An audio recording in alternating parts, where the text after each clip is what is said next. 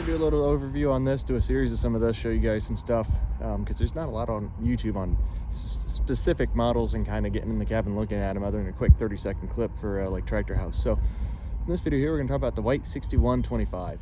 I've really liked this tractor.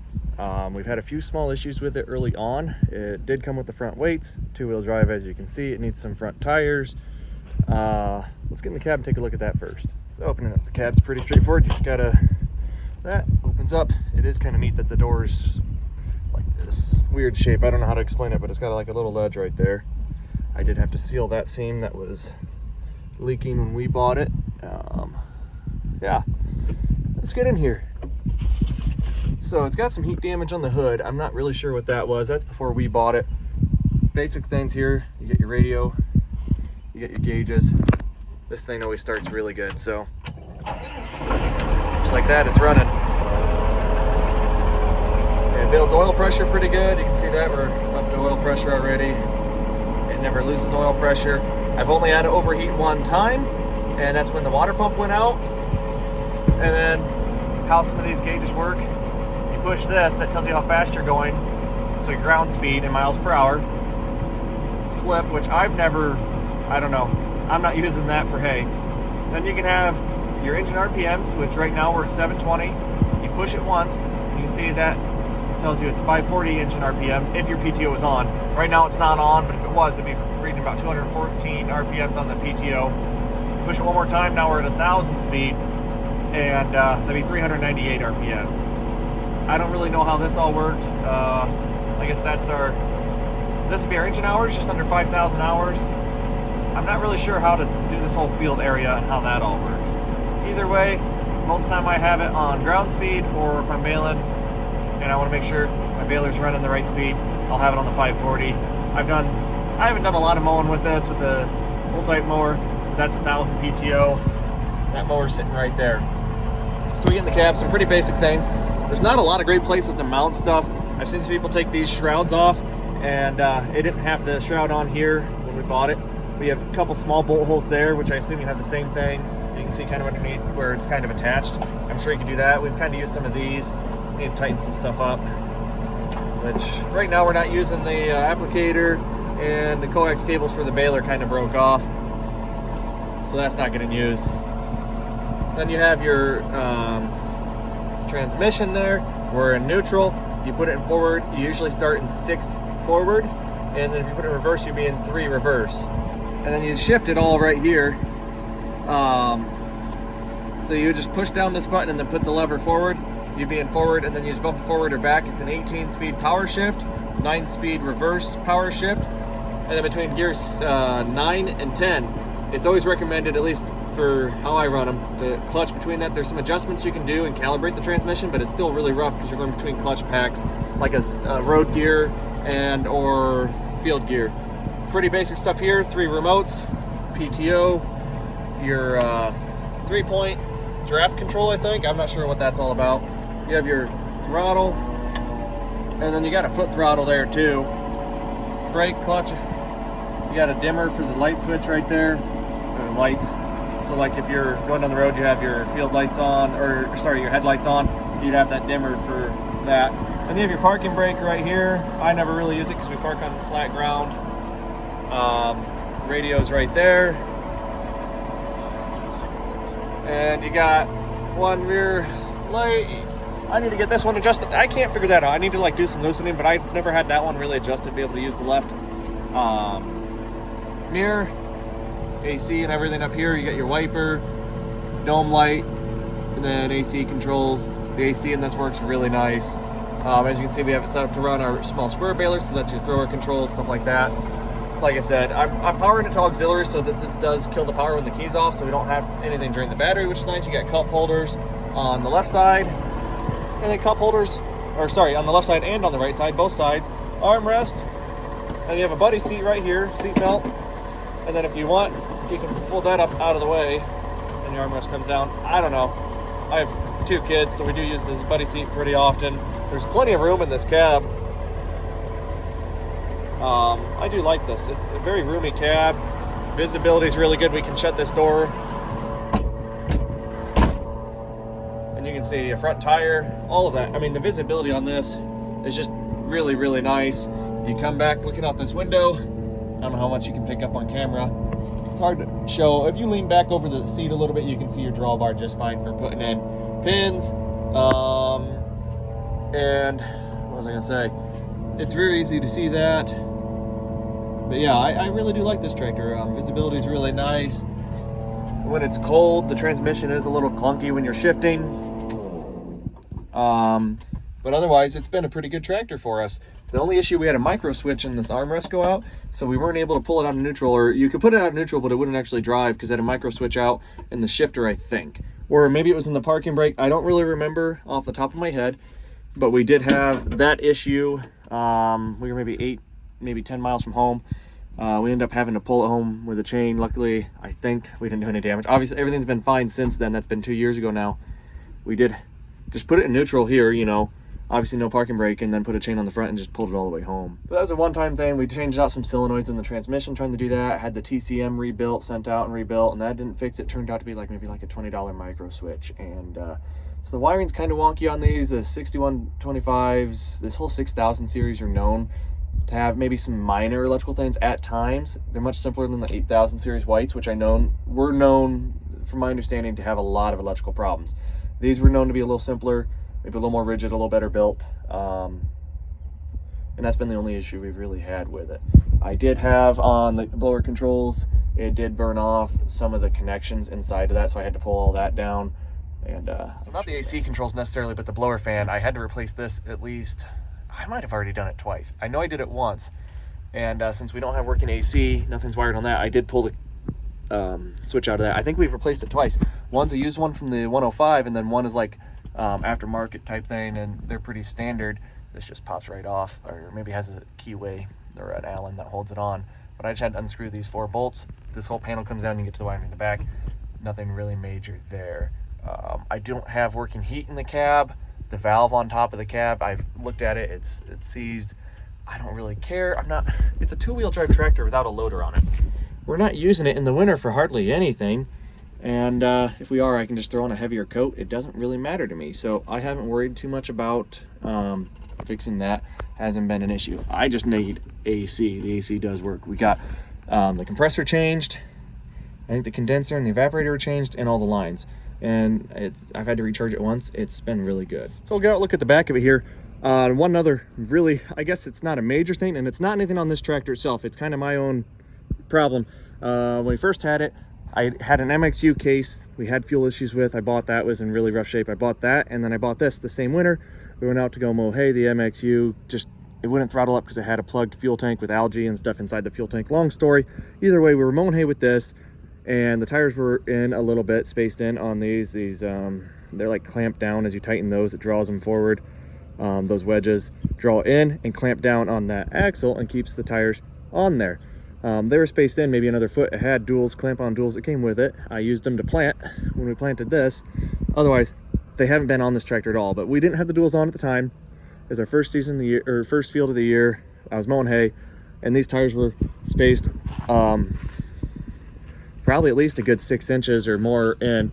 And I can't remember how far they were in. You can kind of see on the axle, they might have been all the way in. We might have moved them out 8 inches on either side, gaining over 1.5 feet, or nearly 1.5 feet of width between the tires. And I'm mowing, and I obviously were raking with it. So I wanted to widen this out. So after that first field of the year, this would be our 3rd season with this tractor. So our first year with it, I mowed hay, ran down a lot of hay with it because the tires were spaced in. We haven't done the front tires, but the rear tires we did pull out. So we pulled them out after that first field, and we tightened the crap out of everything. I thought we did it right. You know, it was a bear. These rims are heavy. You can see they're cast. There's a lot of weight to them. Rather than filled tires, it's just got heavy cast rims. I don't know what these tires weigh, but if you told me they were 500 pounds, I'd believe you. And they could be more than that. Either way, we spaced them out, and I'm going to go rake hay with this. We had an old Oliver bar rake at the time because it was like the first fields of the year, and I don't like to start with 20, 30 acre fields. And now that we have bigger fields yet, I really don't want to have 80 acres down or 50 acres down and I have something go wrong. So we start with 2 to 3 acre small patches during tighter windows where if it gets rained on, it gets rained on. At least I know equipment's working. We're going to go rake hay with the bar rake. We have it hooked on this. I'm going down the highway because the one field's on the highway. It's a 2 acre pasture, and this whole rear tire just slides right off of the axle and then goes across the ditch and into a unplanted bean field, and it rolled out probably 300 feet or so. So now here I am. It all happened so fast. All I really remember is sitting in that seat. I'm on the highway, you know, going 23 mile an hour or whatever this goes, and I got it stopped real quick. You know, you clutch in and hit the brakes. I don't really remember what all happened in the cab. All I remember is basically this whole thing sitting like this. I'm in there slanted, and I can just watch this rear tire roll away from me into the middle of the field. So here we are on a pretty busy highway that connects a couple towns in our area, Route 6. If you know Route 6, it goes all the way from, I don't know where it starts, but I know it goes through Ohio all the way into, I think, through Pennsylvania even. It at least covers the entire northern part of Ohio. If you're from Sandusky or Cleveland, you probably heard of Route 6. We're in Northwest Ohio, so Toledo area. It's a pretty busy highway, and I'm taking up an entire lane, and luckily, if we look at the bottom here, bottomed out right on this 3-point stop. Didn't really do any damage to it, and the axle, I don't know if the axle hit the ground or not. I think it bottomed out on that. It bent up my stairs. You can see the stairs are bent up a little bit on it. I pulled them off and straightened them out the best I can. I think they look pretty decent. So the stairs hit the ground, or the steps hit the ground, and then that hit the ground.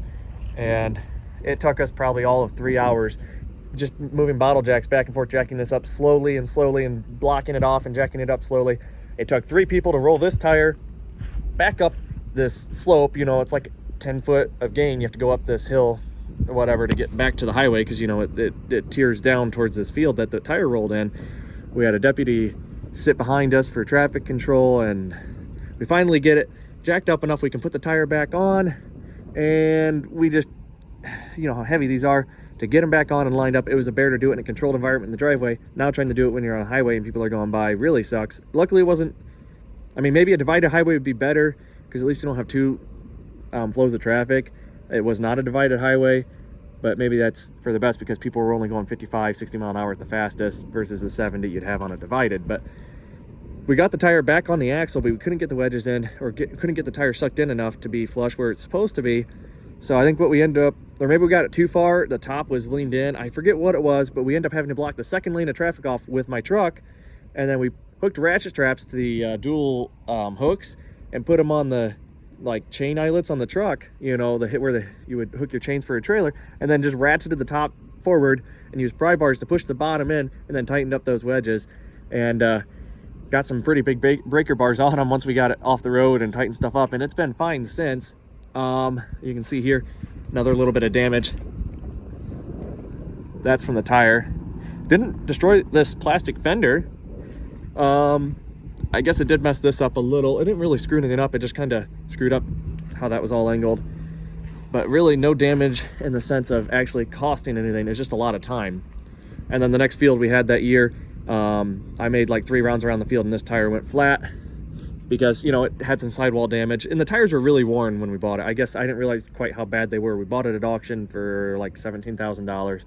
But that tire went flat after like 3 rounds around the field. I was still working at the time, and I just had a local tire shop come out to replace it.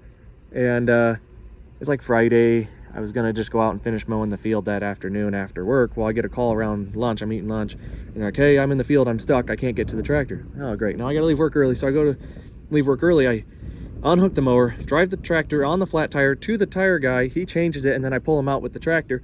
Then we hook back up to the mower, and I start mowing again later that evening. I don't even think I get another half hour of mowing before the transmission decides, "Oh, you're in neutral now. You're not gonna move anymore." And it was that micro switch I talked about earlier in the video.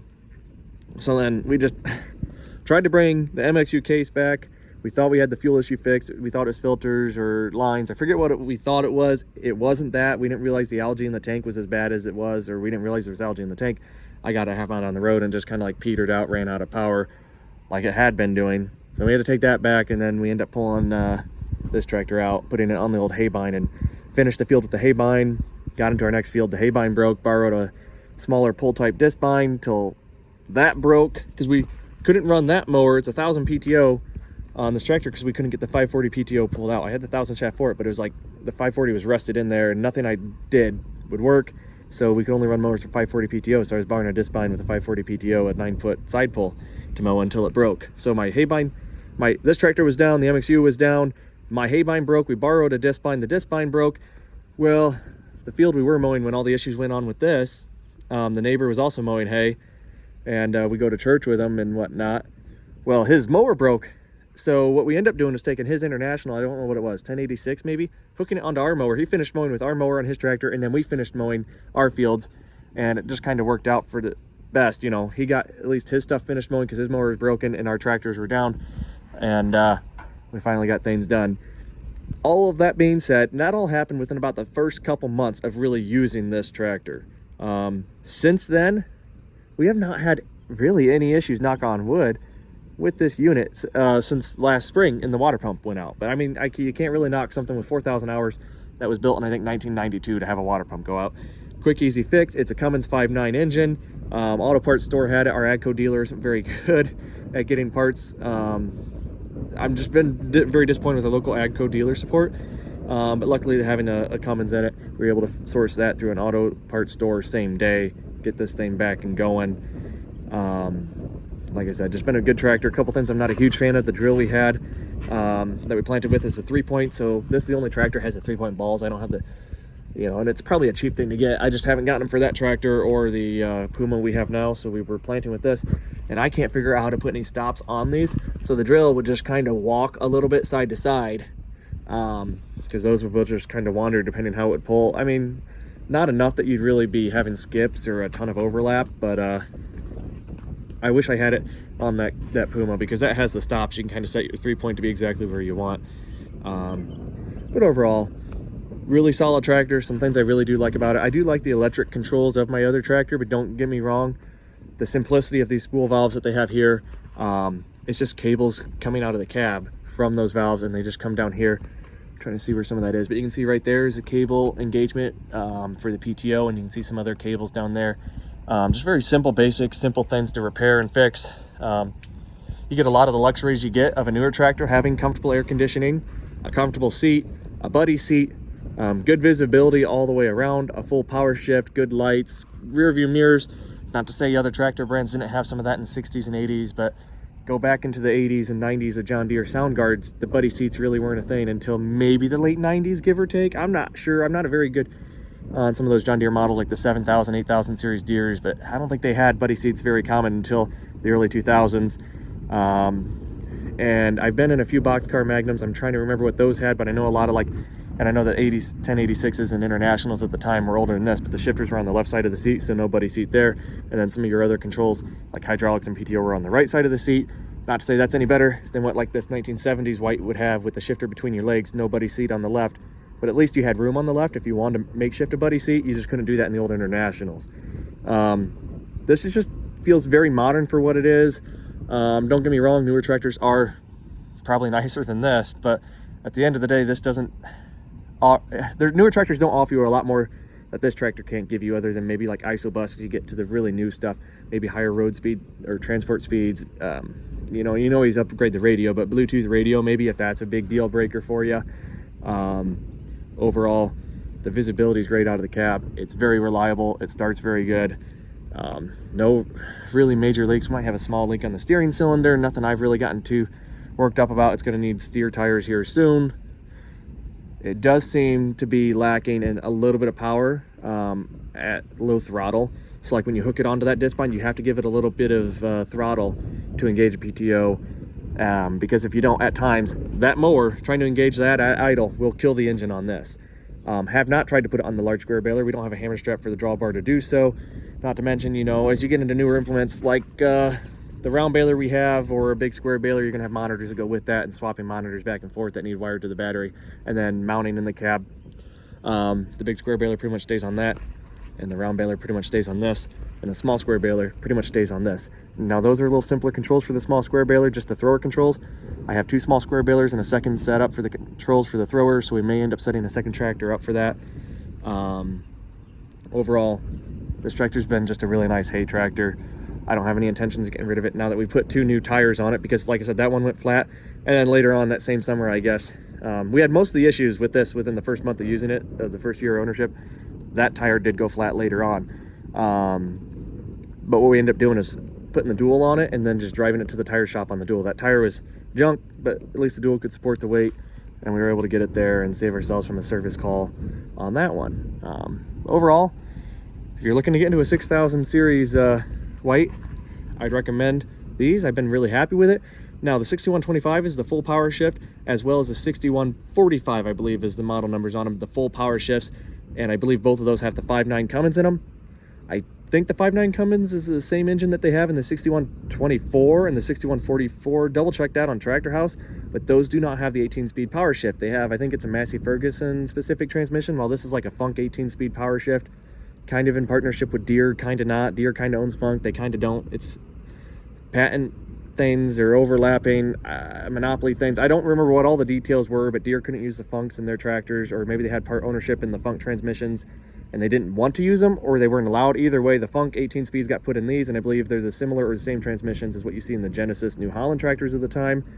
But they had like a 4-speed power shift on a 4 or 6-speed manual, is what those 24 and then the 44 series of the 6000s would be.